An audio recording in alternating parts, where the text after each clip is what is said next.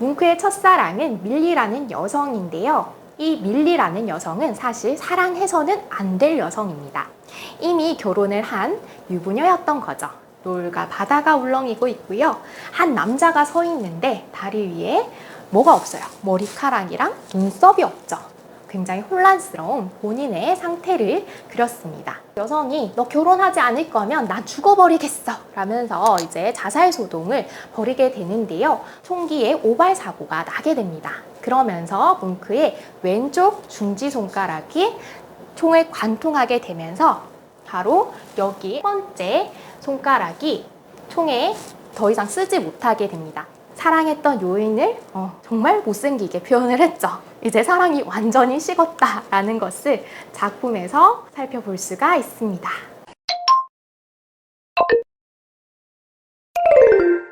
예술가에게는 항상 러브 스토리가 있죠. 이번에는 뭉크의 첫사랑 이야기를 해보도록 하겠습니다. 뭉크의 첫사랑은 밀리라는 여성인데요. 앞에서 힌트를 조금 드렸어요. 한스라는 사람이 자유연애를 해라 라고 했잖아요. 이 밀리라는 여성은 사실 사랑해서는 안 될 여성입니다. 이미 결혼을 한 유부녀였던 거죠. 남편이 있는 여성을 사랑을 했습니다. 밀리는 뭉크를 그냥 잠시 재미로 만났던 것 같아요. 뭉크는 첫사랑이잖아요. 너무나 밀리에게 진심이었습니다. 뭉크는 밀리와 한 모든 것이 다 처음이었어요. 키스도 처음이고 다 처음이었습니다. 그래서 너무 기분이 좋았을 거잖아요. 첫 키스를 했으니까. 불륜임에도 불구하고 이렇게 작품으로 그때 회상하면서 남겨놓습니다. 밀리와 뭉크가 첫 키스를 하는 장면인데요. 너무 격렬하게 키스를 해서 이렇게 얼굴이 거의 가려서 보여지지 않고요. 근데 되게 감성적이에요. 밖에는 사람들이 유유히 걸어가고 있고 둘은 뭔가 밀실 안에서 사랑을 나누는 모습을 그려내고 있습니다. 하지만 사랑이라는 게 쭉 이어가면 좋겠지만 그러지 못했어요. 점점 이게 서로가 멀어진 거죠. 작품 속에서 그걸 느껴볼 수 있는데요. 여성과 남성이 바닷가를 보며 서 있습니다. 그런데 각자 다른 것을 보고 있어요. 여성은 저 앞을 보고 있고요. 남자는 앞을 보는 게 아니라 자세히 보면 한 발짝 뒤로 물러서서 여성을 바라보고 있습니다. 그리고 지금 둘의 간격이 많이 띄워졌죠. 오붓한 여인 같으면 딱 붙어 있었을 텐데 둘의 사이가 이렇게 멀어진 것을 그림으로 짐작을 해볼 수가 있습니다. 밀리는 점점 뭉크에 대한 애정이 식었습니다. 뭉크는 그렇지 못했다라고 했죠. 사랑하는 여인을 어떻게 표현했는지 살펴보도록 하겠습니다. 이 작품은 흑별귀라는 작품인데요. 사실 뭉크가 지은 제목은 아니에요. 뭉크는 키스하는 장면이라고 했지만 우리 이거 키스하는 장면으로 보이세요? 아니면 뱀파이어가 흡혈하는 장면으로 보이세요? 후자에 더 가깝겠죠. 지금 남자의 얼굴을 보면 새파랗게 질렸습니다. 핏기라고는 찾아볼 수가 없죠. 또 여성이 목에 이렇게 뭔가 흡혈하는 듯한 모습을 보여주고 있습니다. 또 머리 색깔이 새빨개요. 그러면서 어떤 것을 연상시키느냐? 피를 연상시킵니다. 피가 철철철철 흘러내리는 것 같이 이 여성을 표현을 하고 있어요. 사랑했던 여성을 이렇게 표현을 하고 있습니다. 사랑의 아픔은 이렇게 큰가 봅니다. 근데 밀리라는 여성을 이렇게 무섭게만 표현을 한 건 아니고요. 또 다른 한편으로는 이렇게 아름답게 표현을 하기도 했습니다. 왼쪽에 있는 게 뭉크겠고 오른쪽에 있는 게 당연히 밀리겠죠. 뭉크를 보면 심장을 부여잡고 아파하고 있어요. 가슴이 너무 아파. 사랑하는 여인을 떠나보내야 돼. 이렇게 하고 있고요. 여기 밀리는 유유히 흰색의 백색 드레스를 입고 떠나가는 모습을 보이고 있습니다. 사실 밀리는 그 이후에 남편과 이혼을 하게 되는데요. 그러면 뭉크 입장에서는 어떻게 생각했을까요? 이혼했으니까 이제 나랑 살려나 보다 하면서 내심 좋아하고 있었겠죠. 근데 밀리가 뭉크와 결혼하지 않았어요. 다른 남자를 만나서 결혼하며 떠나갑니다. 그러니까 뭉크는 지금 너무 마음이 아프고 심장을 도려낸 것 같아요. 그래서 심장을 부여잡고 있고 이 피가 떨어져서 쌓여서 여기 빨간색이 된 거예요. 네. 그리고 얼굴을 보면 창백합니다. 마찬가지로 이렇게 창백한 얼굴색을 띠고 있습니다. 마지막 여인을 이렇게 아름답게 표현하면서 떠나보내는 모습을 보여주고 있습니다.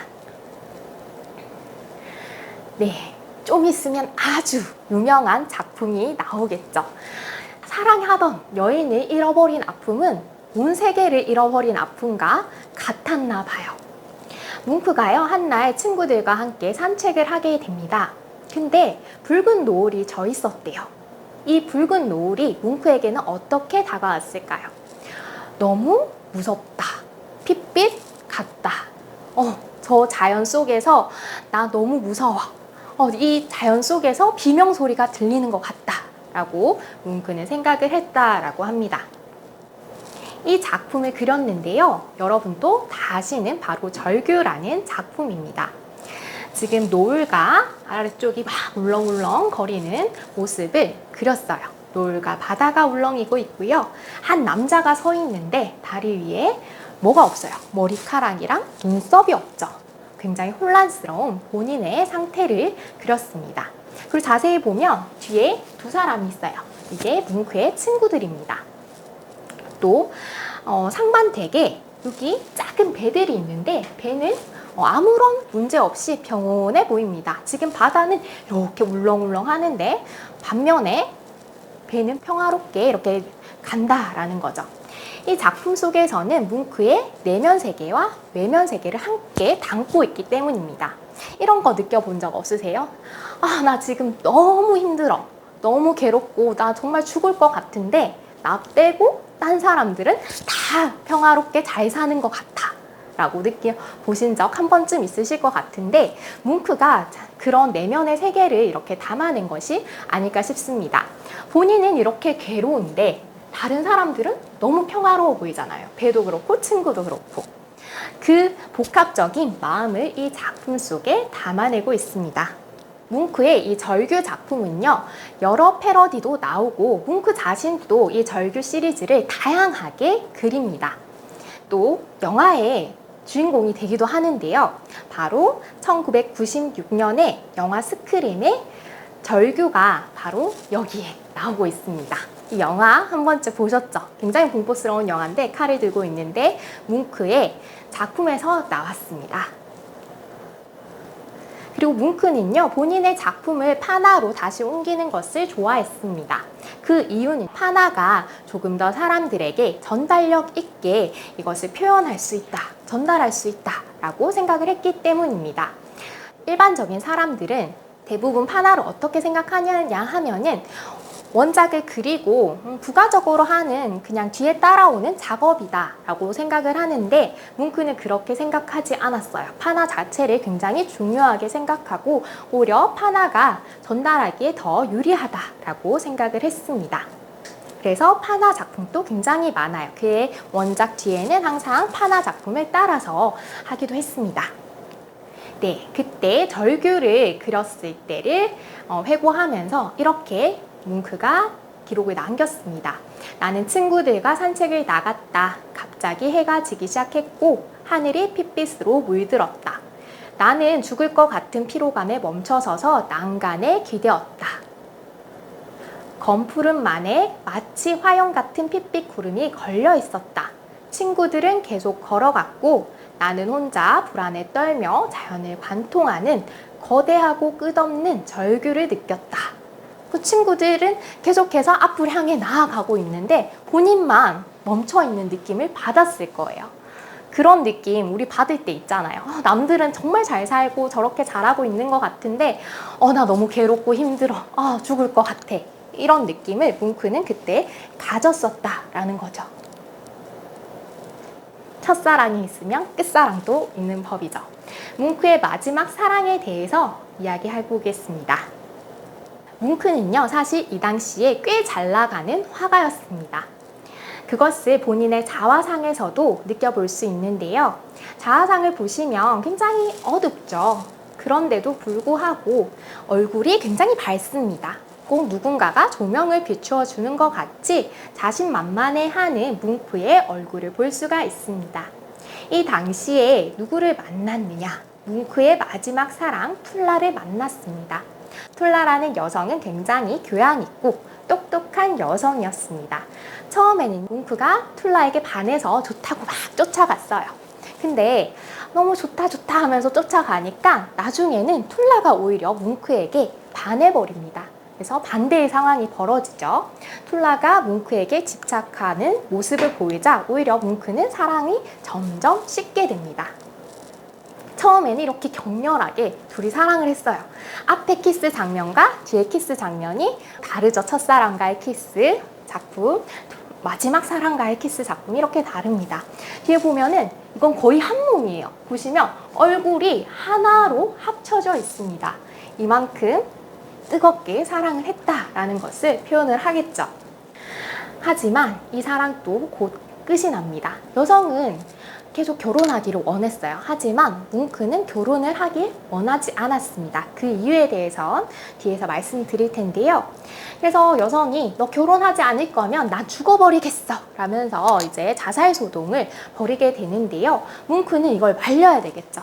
그러지 마 하면서 이제 싸움을 하는 과정에서 총기에 오발 사고가 나게 됩니다. 그러면서 뭉크의 왼쪽 중지손가락이 총을 관통하게 되면서 바로 여기 엑스레이가 남아 있는데요. 세 번째 손가락이 총에 더 이상 쓰지 못하게 됩니다. 이 당시 뭉크의 취미는 사격이었다라고 해요. 그 이후로 뭐 사격도 하기가 어려웠겠죠. 이 사고로 인해서 이제 둘은 헤어지게 되는데요. 뭉크가 왜 그렇게 그러면 결혼을 하기 싫어했을까요? 뭉크가 결혼을 하기 싫어했던 이유는 바로 유전적인 요인에 있습니다. 본인에게는요, 병약함도 있었고요, 정신병도 있었어요. 엄마 아빠로부터 이걸 물려받았다라고 했잖아요. 근데 본인의 자식에게만큼은 그걸 물려주고 싶지 않았던 겁니다.